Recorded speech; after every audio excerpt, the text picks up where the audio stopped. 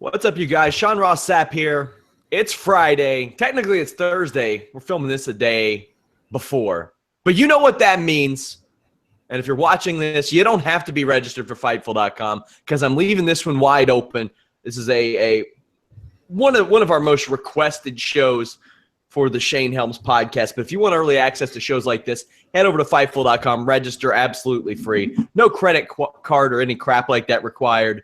Just head on over to Fightful.com. I am joined by a man who has seen some shit in his day. Seen some shit, Shane. And I was appalled to learn that you charge money for autographs at places in which, if I were to attend as a fan, I would expect you to charge for autographs. But still, I was shocked that you weren't giving them away for free. Yes. Apparently that makes me a bad person to sell autographs at a professional autograph signing and convention. I wasn't aware of that. I'm going to add that to the long list of things that make me a bad person. And I beat up 3 people. I don't know if that was at the same convention, though. I don't know. So I gotta love that. Gotta love that good news. Check out the show of the week. Can you make out who that is? That is a legendary Rick Steamboat and Jay Youngblood. Is my very first favorite tag team before Steamboat was the Dragon. Listen, buddy, I have a Black Machismo shirt you can have somewhere. Oh, yeah? You got that V-neck sweater going on now. You going to go to the library after this? Yeah, I am. And creep on little kids? No, your mom's going to take me there. Anyway, we're going to do a full show on trolls. That's why one of us gets paid to entertain and one doesn't. I'm getting paid right now. Are you sure? Yeah. Because I'm getting paid right now. Because of me. No, I was getting paid for this before you. Where's Josh Sneed at? Josh Sneed? I don't know. It doesn't matter where he's at because he's terrible at everything. That's racist. He's not funny. He's not funny at all. Anyway, what are we jibber-jabbing about this week, man? Hit me with some good stuff. I know one day we're going to do a full show about trolls. That's going to happen because I see it on your Twitter. How would that take a full show? Oh, Jesus. Well, here's how the show would go. How do you deal with trolls? You use facts and you don't make shit up. Done. You smash them. I do smash them sometimes, though. I do enjoy it. Oh, yeah. Sometimes I enjoy it. Having you on Facebook is a treasure. It is a treasure. We are talking about this guy. Some of the people on my Facebook now are friends and family, and I still smash them. Yeah, that's true. No one is safe. No one is. We're talking about this guy. When you said you didn't know who he was, I referred to him as a Sonny Siaki knockoff. His name is Dwayne Johnson. You did some stuff with him. Oh, yeah. The Rock, obviously. I gave that kid a rub back in the day, Try to help him out, get a push. I don't want to hear about you giving kids rubs. I don't want to know about it, but I have to say, honestly, this is probably some of the most fun I had researching a topic. Oh, yeah? This whole situation was good, and I liked it because it was long enough for me to enjoy the whole entire thing, but it wasn't like forever. Like that invasion angle, that's going to be a pain in the ass for me to research. This was just like nonstop entertainment, and it didn't even end when a lot of people remember that it ended because you had some interactions with him on TV even after that, which we'll get to. How far out do you find out, hey, Hurricane, former WCW Cruiserweight champion, after they took your move and your name and your dancers and your music, we're going to put you with The Rock for a while? It was never going to be, there was never any long-term planning for that. I think it was just going to be that very first night when we did our first segment together. I don't think there was any plans for it to go beyond that. And sometimes that happens in the business, and sometimes that's the best stuff in the business, the stuff that happens organically. I mean, there's a lot of great stuff that you plan and it works out, no doubt, but every now and then something will come along. He's like, we'll just try it, see what happens. And it turns out to be really good. And this is one of those examples. There was no long-term goal, no long-term plan. It just kind of, developed in two guys that were, doing their best, and just we had good chemistry.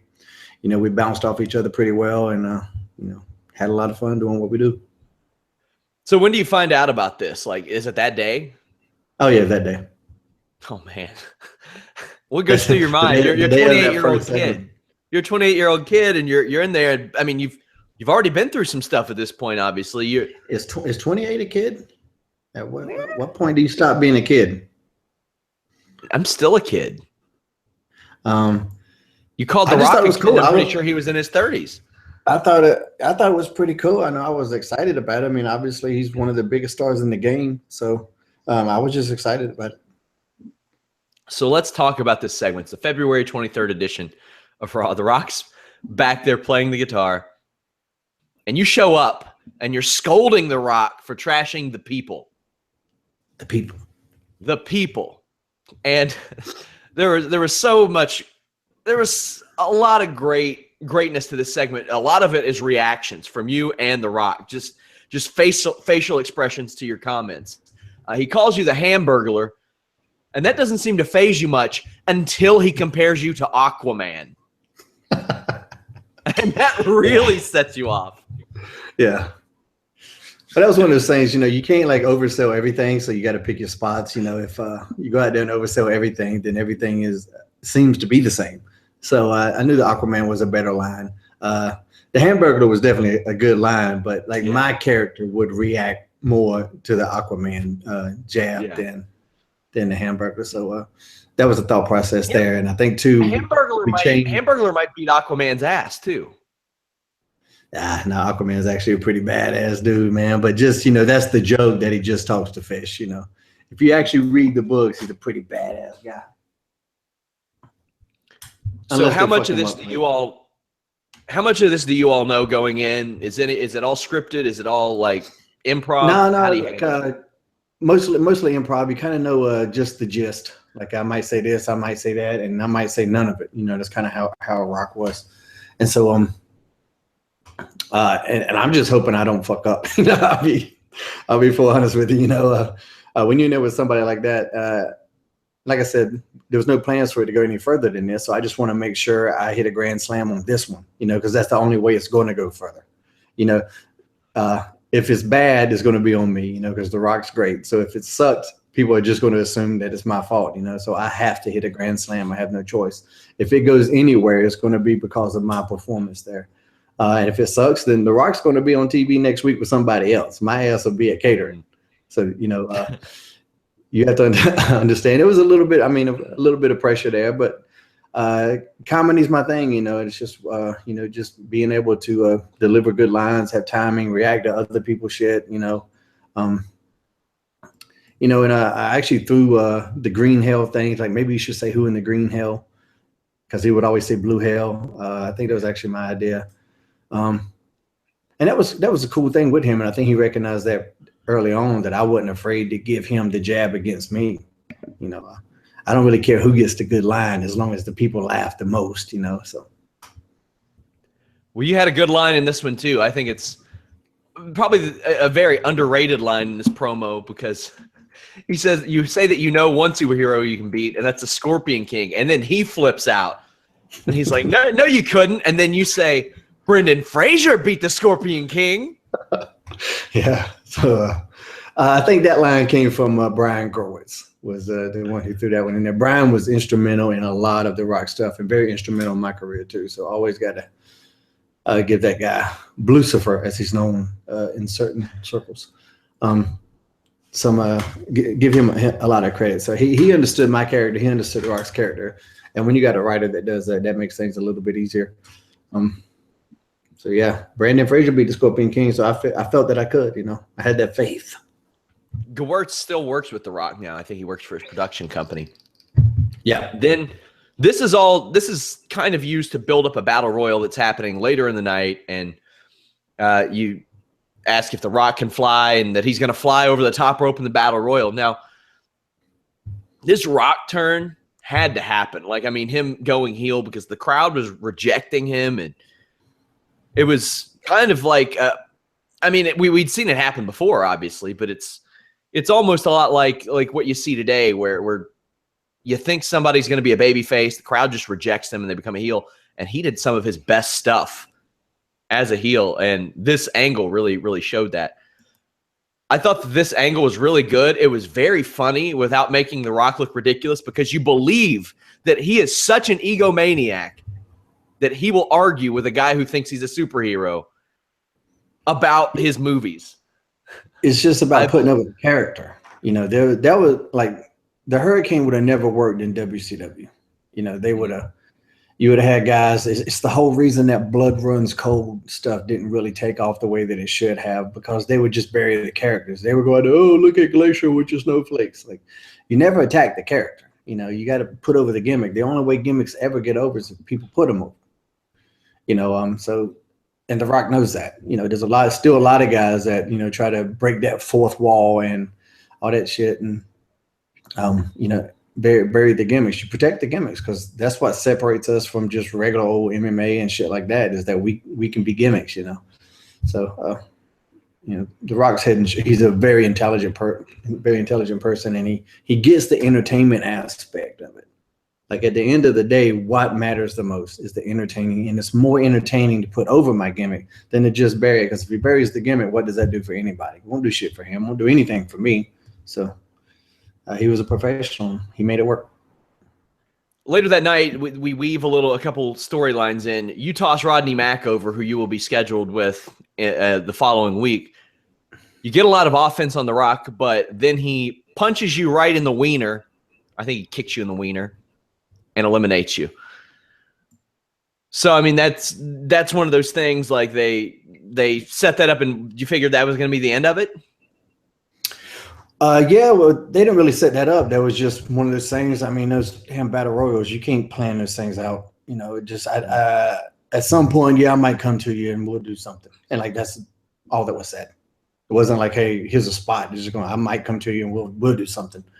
But I do remember hearing the crowd that when I first started, you know, going in, you know, landing punches on Rock, the crowd was coming, and like that's what you want as a performer, to hear the crowd react to it. So when they did, and the way they reacted to the you know, the backstage skit earlier, and that gave me hope that they might do something, but still, you never know, you know. So I was happy that night, but I didn't go home expecting anything. Some point over the next week, that is the case. When are you told we're going to keep going with this? Is it the next Monday at Raw? I don't think anybody ever really said anything like that.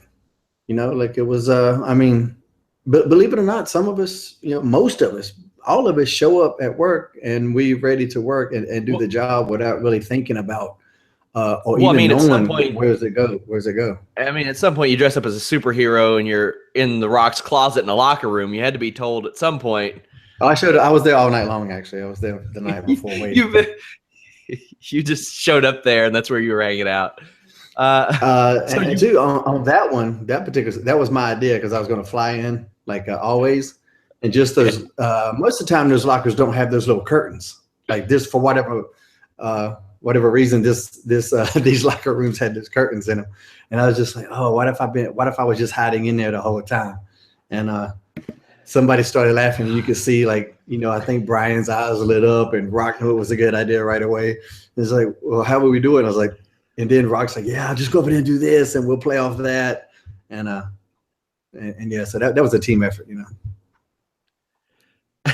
So The Rock, to preface this, you are in a closet, well, a locker rather, with the curtain pulled up. Now then you hop out. This is the one he starts this segment with Coach, right? I believe so. This is March 3rd. And also, I'll tell you another thing on this one. I was behind the door. I was over there. He could hear me. And when he was doing the thing with Coach, I go, tell him to wash his ass. If he could hear me. And yeah, Rock says it, wash your ass. Oh, God. I remember that's one of my favorite Rock lines, actually. Yeah, I told him that. Tell him to wash his ass. When you hop out, The Rock looks around like he's in awe that you were able to do that. You hit him with the what's up with that. You make fun of Booker T for eliminating The Rock. Now, something you don't see a lot these days, The Rock interacts with the live crowd even though he's backstage. Like, he tells them to shut up, don't cheer, don't laugh, anything like that. So that couldn't have been planned, right? Oh, definitely not. And see, here's the thing: the one the week before was live, and so this one was going to be pre-taped. And I told this story a couple of times, and this is probably my favorite Rock story about during this whole run. A couple of times we're trying to pre-tape it, and he keeps like busting or flubbing his lines or something. And I was like, man, he's usually spot on, perfect. What's this happening? And he looks at me one time and just gives me this slight little wink. And I was like, oh shit. Because if you pre-tape it, you're married to that 2 or 3 minutes of what that pre-tape is. But if it's live, yeah, you might accidentally go over the time. And if you're The Rock, you can get away with that shit. So he was kind of intentionally, doing it, actually, whatever, messing up, quote unquote, so that we could do it live. And so that segment was live. So when he's reacting to the crowd, that's really happening. And that doesn't happen a lot because they try to pre-tape everything these days. All the backstage segments are generally pre-taped these days, but no, that one was live, and it was live because The Rock made it happen. He also makes fun of your braces. How dare he? Yeah, I hated him. How long did you have the braces? Just a couple years. I never had any money when I was younger to get any, so my gimmicks was straight. Just I had a slight overbite, so I had to. And when you got to wear them and push back, it sucked. My lips would get busted all the damn time. I'd be bleeding, after every match. But what can you do? Maybe a weird question. Do you think that maybe helped you identify with kids a little bit better, or kids to identify with you a little bit better? The Hurricane character? If it did, you don't see a lot of wrestlers with braces. Yeah. You see them with knee braces. That's true. You say that the Scorpion King has a tiny wiener and that he's scared of Austin. Yeah. Tiny ding-a-ling, man. I never said wiener. Tiny Watch your mouth. Wiener it is. The Rock's facial expression when you dab is excellent. And then you fly away. He does the... Oh. And there's a callback to that later on. That's what puts it over. Him looking at me flying away like that just is such a little thing, but it adds so much to it. He's selling your character. Yeah, selling the gimmick, selling the absurdity of it all. That's what makes it funny.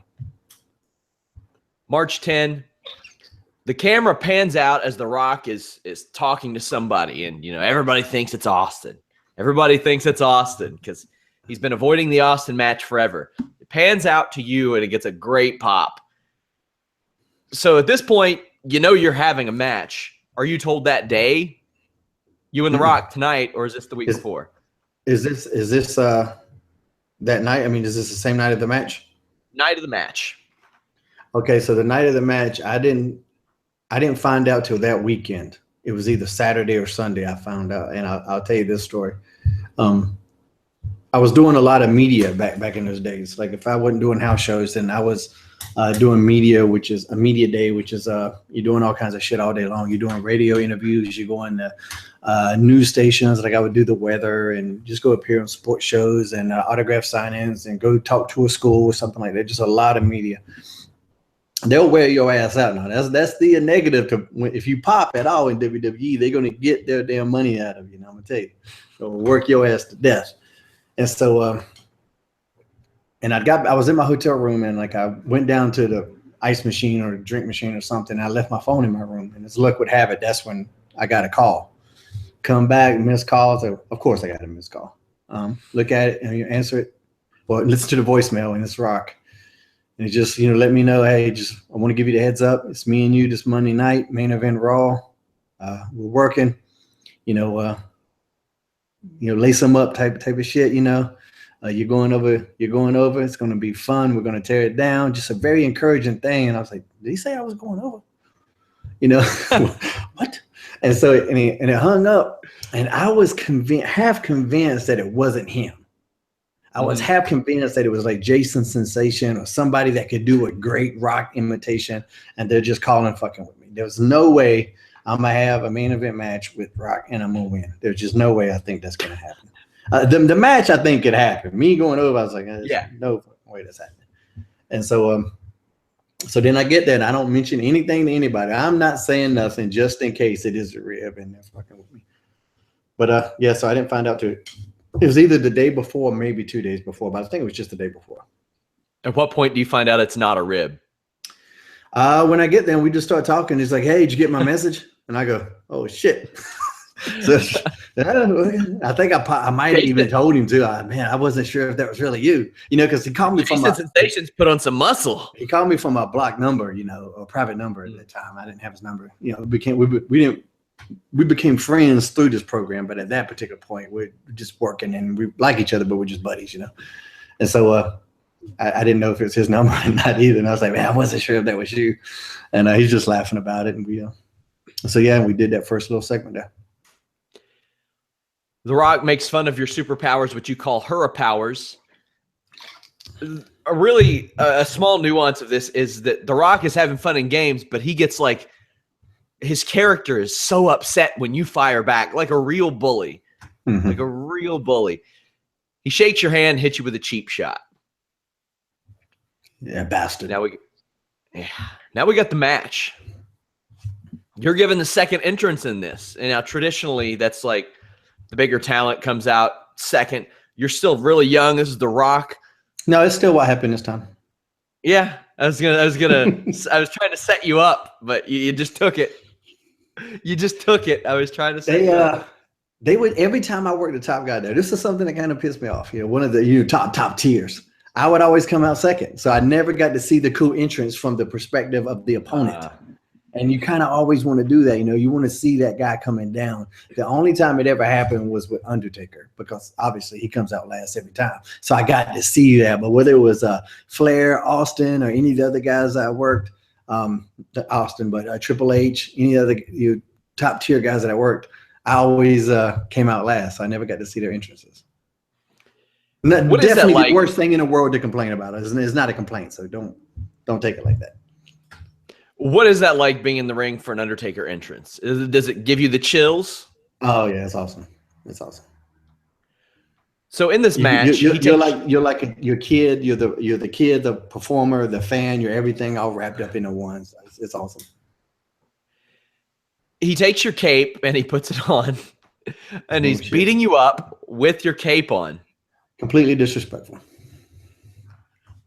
You do not tug on Superman's cape. They made a song about that. Oh Jesus! So that sounds like a Rock thing in the moment. I'm sure. I don't remember him asking for permission, and I doubt he felt he needed to, and he didn't. So, yeah. He really puts over a lot of your offense here, and this is before you ever head to the cruiserweight division. But you are one of the smaller guys on Raw, and you're landing neck breakers and clotheslines and the Shining Wizard. And what I thought was really symbolic was that flying body press, because you've done the flying thing throughout this whole deal. And JR really sells it. JR, you all call it fantastic. I forgot how good him and Lawler were together. I just forgot that. I mean, it's been so long, and I think my head's been just like numbed. It's only the greatest combination of all time, but we'll just forget about it. It's fantastic. So natural too. Mm-hmm. And when Lawler would say something absolutely ridiculous, JR's right there being a smart ass right back to him. Or he gets just completely pissed off, and that's even better. Mm-hmm. You all calling this in the ring? I would imagine so. Yeah, a lot of it was. So some of my offense is a little tricky, and I have to explain it to people in the back. But for the most part, it's this is his show. He let me call a lot though. This is. You see, I got a lot in, and those. It's my offense, so obviously I'm calling that. But he was very cool with respect. Just the utmost professional. Didn't bully his position or anything like that. He definitely could have went out there and just controlled everything and did whatever he wanted, and that would have just how it fucking was. Definitely had the authority to do that, but he didn't. Man, it's just cool in the game. This is turning into a Rock love fest, and I'm gonna tell you, I apologize for that if anybody was expecting any heat, but I owe so much to that dude, and I love him to death. So that's what it's going to be. I don't think anybody gets that feeling. I've seen you all tweet each other and stuff like that. But people always want some dirt. They always want some dirt. Dirt. there's very rarely, I think that we've talked about you having dirt with people on the show. And I mean, you're a very outspoken dude. I mean, we just saw an article where I beat up 3 people at a convention. That's true. Which never happened. And that I mean because I charge for autographs. So there must be dirt. But I mean, I see you going at it with your friends on Twitter all the time. That doesn't mean you hate the person. And this is a very, very lighthearted, happy, very fondly remembered angle, I think. I mean, I don't remember a lot of people being like, damn, but they hate each other. This was just pure, just like, this was fun. Mm-hmm. This was fun stuff. You hit that awesome diving neck breaker you were doing back then. Now, this wasn't like blockbuster. Like, I mean, you were catching them, like skimming them, turning them sideways, full on neck breaker, like swinging neck breaker from the middle rope. When did you come up with that move? And like, was that a hard one for people to take, or was it a hard one for you to perfect? No, I definitely stole that from Buff. You know, especially after his ass got bounced from WWF for being a dick. I would actually do his stupid little dance and then tell the person to kick out on one on house shows and shit. But it's actually didn't he go over the top with it though? Yeah, sometimes I would go over the top. You know, it just depends on where the guy was. I mean, obviously I'm a million times more athletic than Bagwell was, so I could go to the side, go over the top, go every which way the guy was. And that's just how that particular one unfolded. But the move, started getting over, and I'm smart enough to recognize that. So, okay, I'll keep it in the offense. I call it the overcast, was what I called that. Yeah. I love that move. We'll talk about the Rodney Mack match, but you hit it in that too, and that was a damn beautiful move. You had a lot of neck breaker moves. Was there any reason for that? Well, I mean, in WCW, my finish was the vertebreaker. So, and even the Nightmare on Helm Street is something that works around that area. So I did offense to weaken that. The story being that the finisher move is going to what takes it out. So I just weaken that, just like Flair working the leg before the figure four. So your boy thinks about things, hey. Mr. Sapp. Hey, that's why I'm asking. Now, there's a series that as I watched this, I wondered, okay, you fought out of the rock bottom, then he reverses one of your choke slams, and then he tries one. You kick him in the balls or the wiener or the ding-a-ling. And Jim Ross calls what you do a choke slam. Was that a choke slam or a rock bottom? It was a choke slam. I had the hand on the neck. Okay. So yeah, because it looked good. He's a big boy, so I didn't get the good extension on him, but it was at the neck, So if you couldn't see this arm, from your point of view right now, his body would be covering it. It looked like the rock bottom, but it was a choke slam. It was a damn good move either way. On this 3 count. Nick Patrick gets all up in there. I mean, he's all deep. Up in. He's deep inside you all. I've talked about referees with some other guys. Some people, like the wrestlers that I've spoken to, either really like his style or really don't like his style. Like he would sometimes physically put his hands underneath the shoulder. And what did you think of it? I know that did you work with him in WCW as well? Nick Patrick, yeah, I love Nick Patrick. I thought he was one of the best referees I ever worked with. He would also sell moves. He would sell moves that were happening in the ring. Like he slapped me right in the damn forehead one time too. In Manila, working Matt, we did this spot out of the corner. Well, I was on my ass, right? And I grabbed the second turnbuckle, second rope, because I'm in the corner. Matt grabs my feet and he pulls me up and catches me and sits down into a power bomb. Well, there's very little area for Nick to get over there. So he gets out 1, 2. And when I kick out, just the way my body lurched forward, it went in his direction. And he came down on that 3 and slapped me right in the damn forehead. It was the stiffest thing in the match. Like he was over there shaking his hand. It about knocked me the fuck out. And Matt, of course, is just laughing about the whole deal. But there you have it. Random Nick Patrick story. Boom. Bonus. I'm cool with random Nick Patrick stories. I encourage them. Steve Austin's music hits about 9 minutes in, and The Rock stops mid people's elbow, I think it was. You roll him up at 9:31, and you pin The Rock. And took the fuck off. Now, that's something that I've heard you talk about in the past. You run up the ramp. I should have stuck around a little bit longer. So they told you to get the fuck out of there, right? Yeah, they told me because, we're going to WrestleMania. That's the whole another thing that that was weird about the match. Going to WrestleMania, you never see the guys lose. And The Rock thought, we don't have to be married to that formula. This will be more exciting if we do it like this. And obviously he was right. And it stands the test of time. So, but two, there's some things in the moment when you have to take advantage of certain situations. And I felt it, but at the same time, because I'm the low man on the totem pole here, I want to do what I'm told, and I scurried the fuck out there. And you can see me jumping up and down the ramp on the way out. I'm celebrating. It's not like I'm fully sprinting out of the scene. I'm celebrating a big moment of my life. But you can actually see Austin try to grab me. Steve went to say something to it because he felt it too. I should have been there and did something with him and just felt it in the moment. But that was inexperience, but also respect. I was being respectful to what they did. I didn't want to overstay my bounds, overstay my welcome, But in retrospect, I definitely should have stayed out there and had that big, glory shot with Austin, Brock. I'm the one that won. So that was my bad, but it came from a good place. It came from a place of respect. So, you don't hear your music play, anything like that. Does that affect you whatsoever? I don't give a fuck. Where does this rank among career highlights, biggest nights of your career? Where would you put this one? Oh, it's definitely up there, man. It's up there with the highlights because, when I beat The Rock at that particular moment, I'm one of the most popular wrestlers on the planet. Like, whether you like me or not, whether you've ever liked Shane Helms, the Hurricane, Sugar Shane, any of that shit, the night I main evented Raw and beat The Rock, I'm one of the most popular people on this fucking planet. So whether it's 15 minutes of fame or 15 seconds, that can never be taken away from me. And the merch sales were like a motherfucker. I was about to ask that. How soon after this do you get that merch check that you thought was a mistake? It was probably not long after that. That shit for me. I'm going to go buy a fucking house.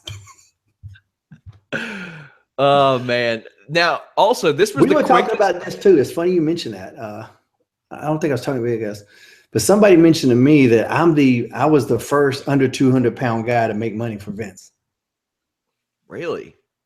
So and I was going, and I was just trying to think. Who? Dink the Clown.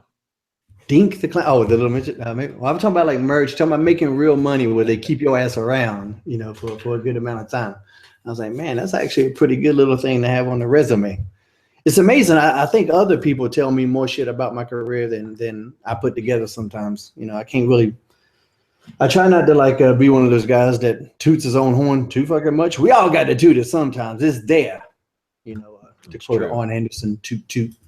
But yeah, it's one of those weird things I never think about. So yeah, so if smaller guys are making money now, you know who did it first? If I would have failed, if the Hurricane would have failed, maybe some of those smaller guys never would have happened. Eat that one, dangerous Danny Davis. You didn't draw. How about that?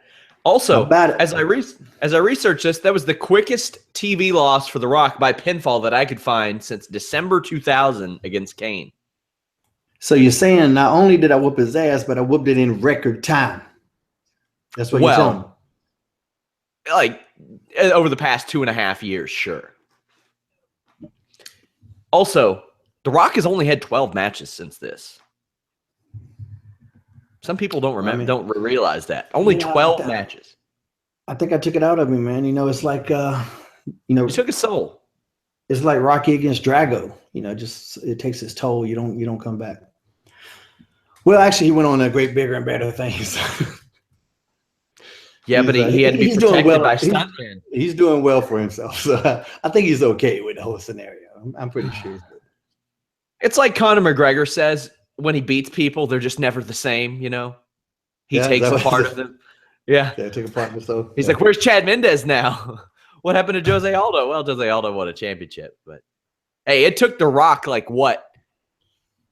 10 years to win a WWE championship after the ass kicking you put on him? Yeah, but he went to WrestleMania and won there, so. That's true. Just a couple of weeks later. See, that's what made him dig deep. That's how he got that win, because he dug deep. What kind of feedback did you get on the match from higher ups? Everybody loved it. Everybody just, you looked like you belong out there. Everything was good. That was great. That's what we wanted. But keep in mind, too, there were some guys in the higher ups saying, I never really got a scorecard of who and who and who. But Rock fought for me to go over.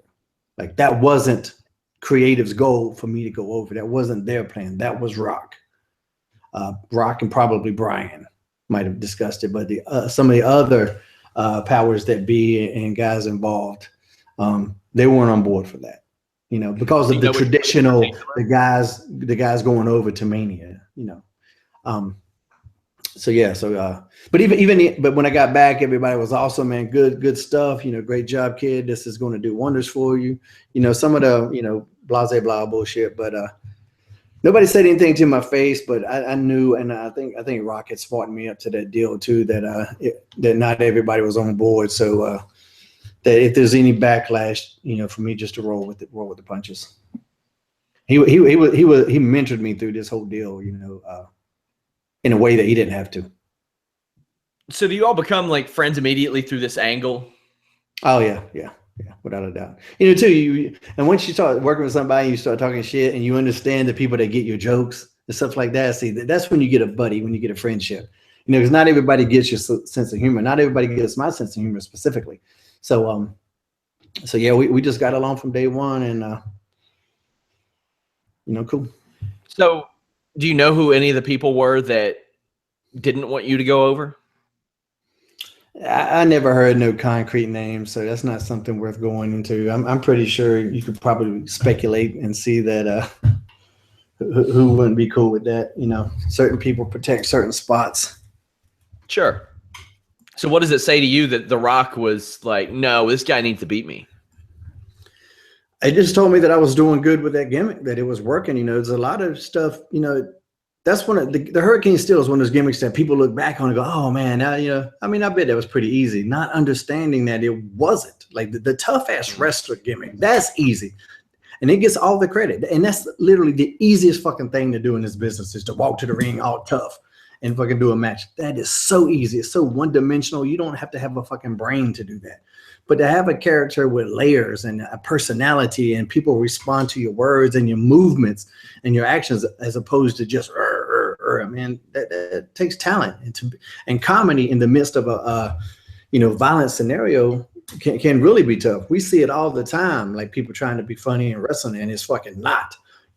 I was pretty much 100% good with the funny stuff. So, but there's a lot more thought put into it than people think. Some of the stuff I said was kind of spur of the moment and off the cuff, and it worked because I got a good sense of humor. But I did put a lot of thought into what I did, and a lot of work went into the Hurricane. And I knew that I was sacrificing, the rep I had built at Sugar Shane, where I was, one of the best light heavyweights in the world. I was losing that. This guy's a great wrestler. I was losing that rep, and I was getting the guy's a great entertainer rep, but I was sacrificing that, guy's a great wrestler rep. And that sucked for me, because I was like, man, that could hurt me. I can't let these people forget that I'm a great wrestler, but the Hurricane's getting over, so it really, it was a pat on the ass. It was a pat on the back. It let me know that I was doing something right. If the top guys are getting it, I could deal with that. The next week, March 17th, Stone Cold puts over your victory over The Rock in a backstage promo with Shawn Michaels. Then The Rock catches Teddy Long reading a WWF or WWE magazine with your face on it. Was that from that month? I don't know. I couldn't tell you what month that was from. Did you have to do a shoot for that magazine, or did they just take a stock photo? No, I did a shoot for it.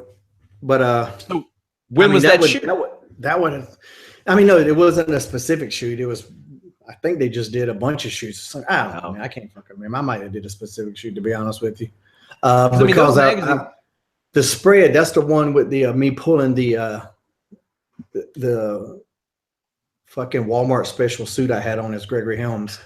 That was the fold out centerfold thing, was me doing that. So I did do a specific shoot for that magazine, but I just couldn't tell you what the timing was in relation to that. So, maybe that magazine coming out at that particular point in time has something to do with all of this unrolling, but they were going to go with that magazine anyway. So, I mean, I was just doing good. I mean, the character was getting over. So it actually already was over at that particular point. But not to the degree it got, obviously. Yeah, that makes the magazine thing makes me wonder, because they had to plan for that magazine for a while. Because, I mean, they can't just put those out overnight. Makes me wonder if maybe they knew a little more than they let on, or if, one had to do with the other. You are booked in a match with Rodney Mack, who is managed by Teddy Long. You had eliminated him from the Battle Royal a couple weeks before. Player. Yeah. New Hall of Famer, Teddy Long. I was happy to see that. Me as well. The Rock comes out to interfere, and you start kicking his ass, which I love it that he runs in. He's a ball of fire, and you start beating his ass, but then he DDTs you, throws you out of the ring. He atomic drops you on the rail, then punches you in the wiener, which is a recurring theme. The wieners took some damage in this feud. Hey, man. Little Hurricane went through a lot, man. Shit. The real upset wasn't you beating The Rock. The real upset was that you were able to reproduce after this angle. I don't even remember this part. You got hit in the wiener a lot. I remember every week in the dick. But what happened after that? Did he just leave, or he left? Or he beat you with a chair. Beat me. I remember there was something. Not in the wiener. Okay. I forgot that was during the Rodney Mack match. At this point, I was expecting clamp it onto your crotch, then step on it. It probably could have happened. So every week we got you all either verbally or physically attacking the crotch. At this point, are you told this is the end? This is the culmination? No, I was never told it was the end. Well, we'll talk about the Ram.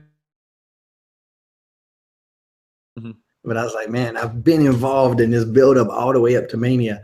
Now, on one hand, I was like, man, it was like 10% expectation, though. 90% is this Mania is about Rock and Austin, and my little monkey ass ain't going to be anywhere near that match.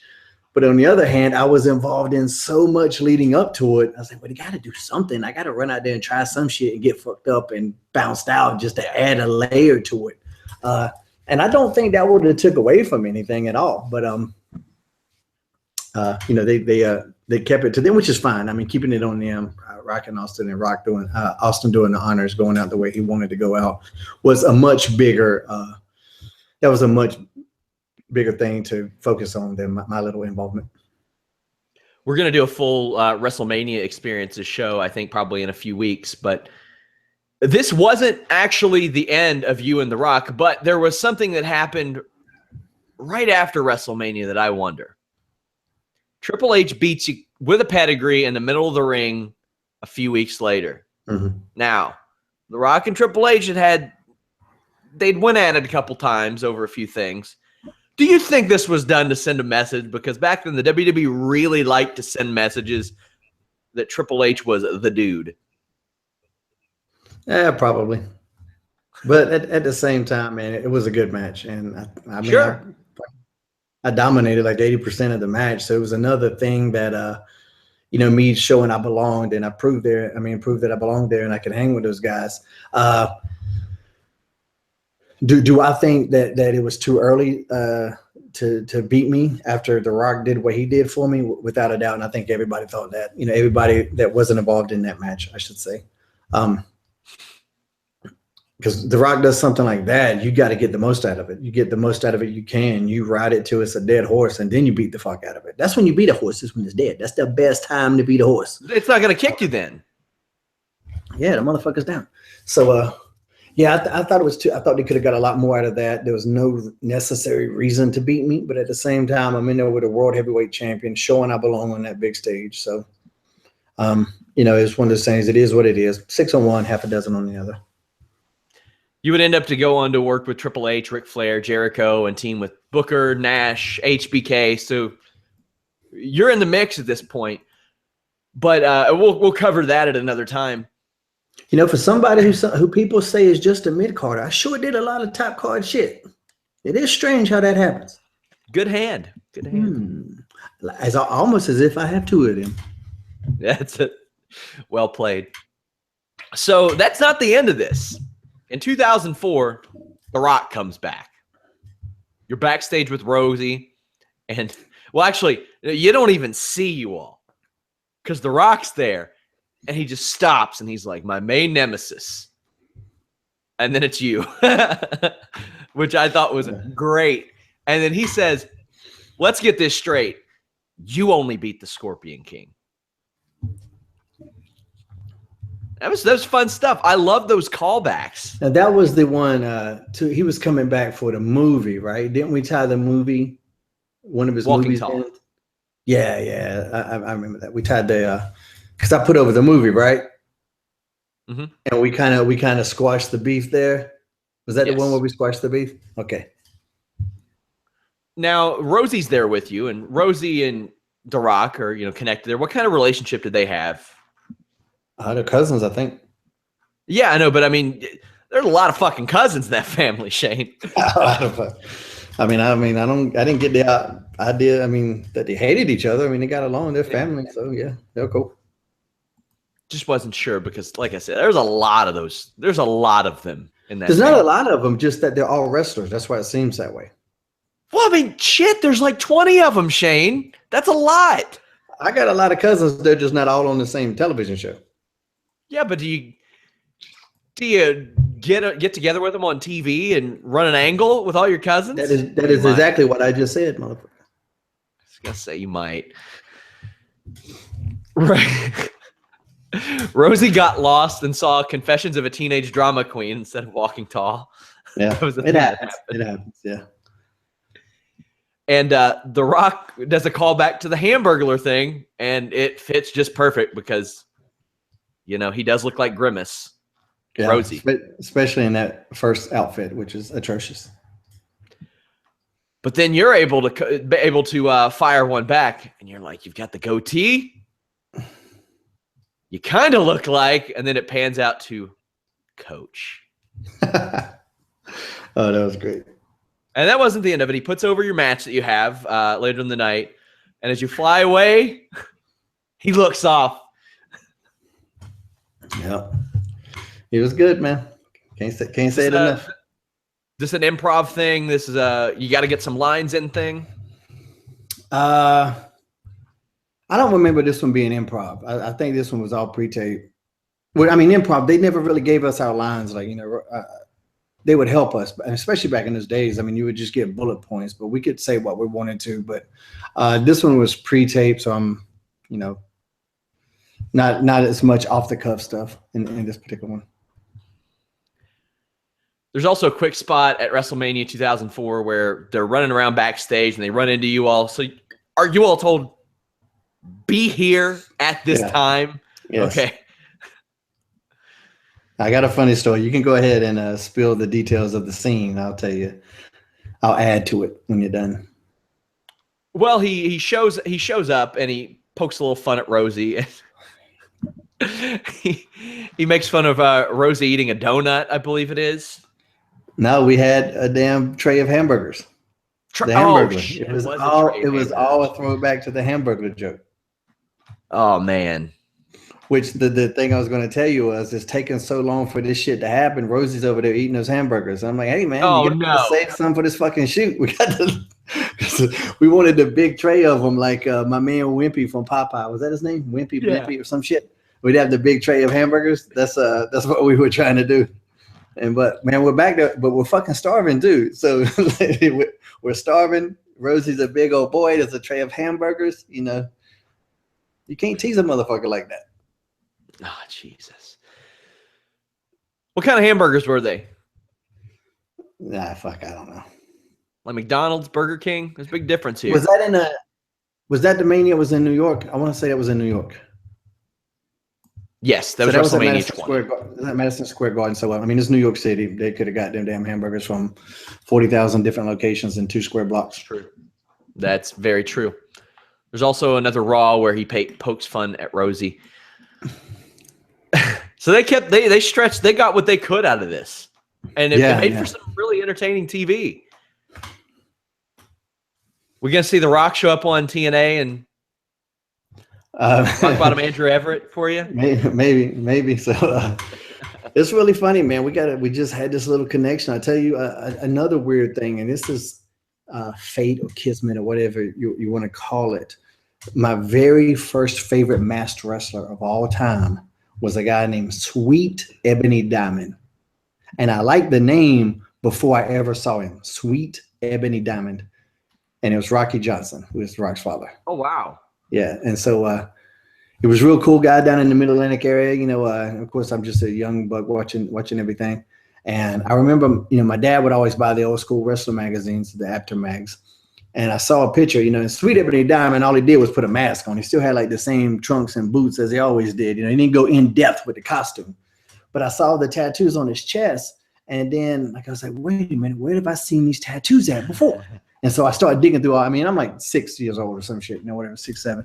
And so I'm digging through all my magazines and I find a picture of Rocky Johnson. I'm like, aha, I figured this shit out. And I'm so excited about it. You know, I'm just a little idiot. And I run to my dad and I tell him, look, Sweet Ebony Diamond is Rocky Johnson. My dad goes, yeah, I know.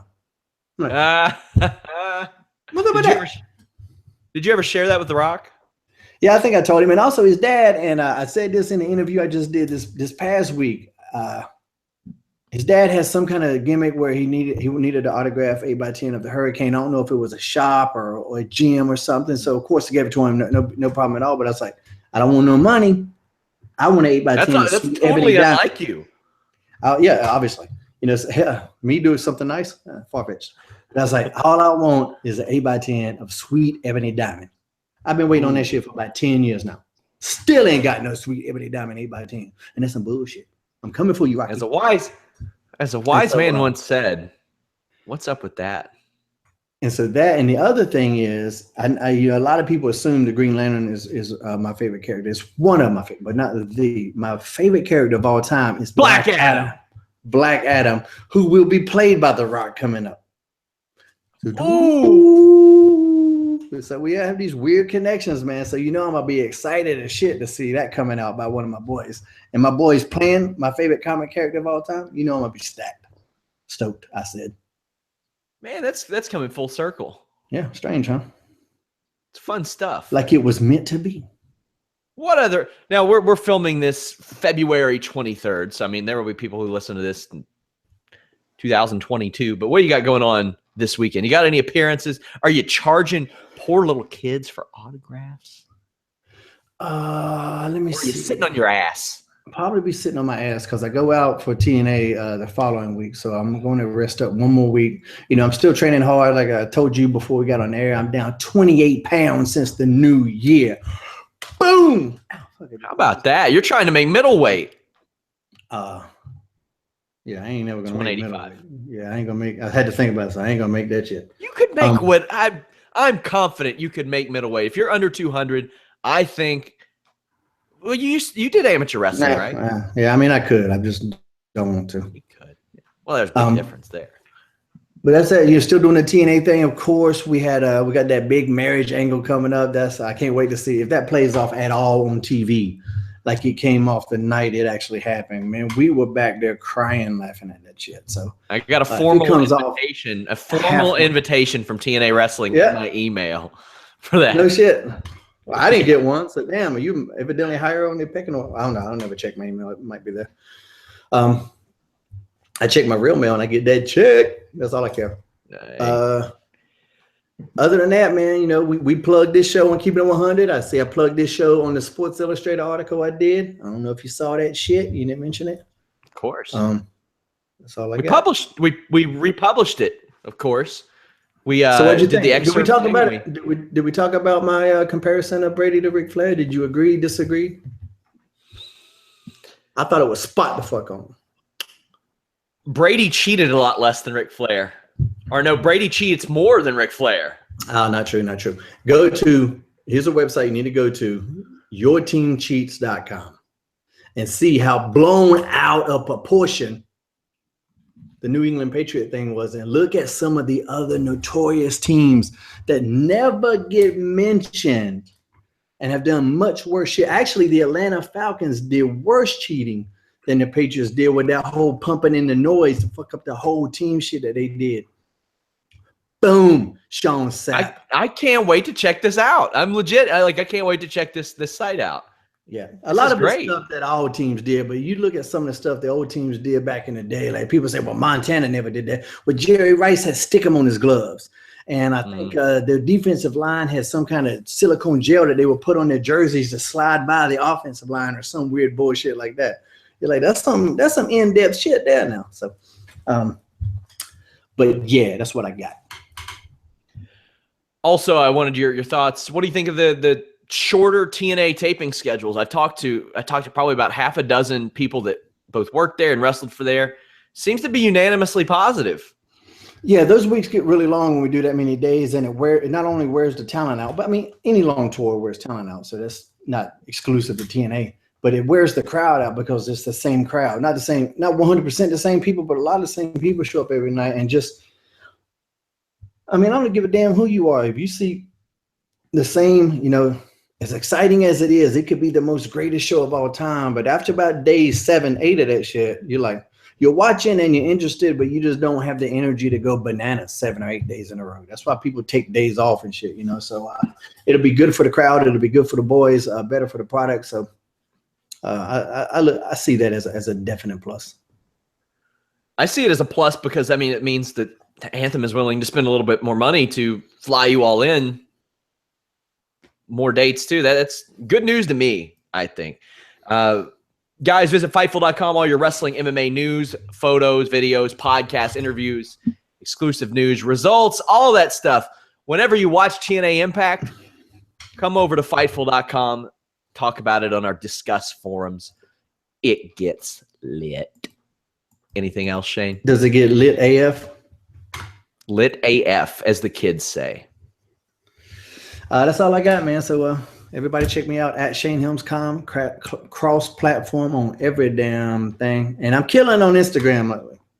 I'm just a funny motherfucker, Sean said. That's apparently the how the kids view me today. Legendary status in this Instagram.